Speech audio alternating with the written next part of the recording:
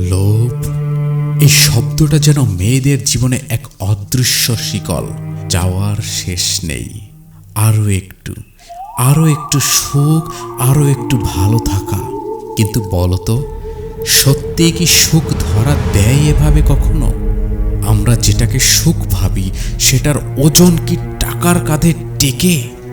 জীবনের প্রতিটি কোণায় আছে সাফল্য, প্রাপ্তি, বাহবা। তবুও একটা অদেখা শূন্যতা গিলে ফেলে সব। আমি তো বেঁচে আছি ঠিকঠাক একটা সাজানো মুখে হাসি নিয়ে প্রতিদিন, কিন্তু এই হাসির নিচে যে রক্তাক্ত এক আত্মা, সেটা কেউ দেখে না, কেউ না। আমার জীবনে কিছুই কম নেই। অর্থ, পরিচিতি, খ্যাতি, পরিবার সবই আছে, কিন্তু কেন যেন যত্ন শব্দটা এক বিলাসিতা হয়ে গেল আমার জন্য। যত্ন, সেটা কি খুব বেশি দামি?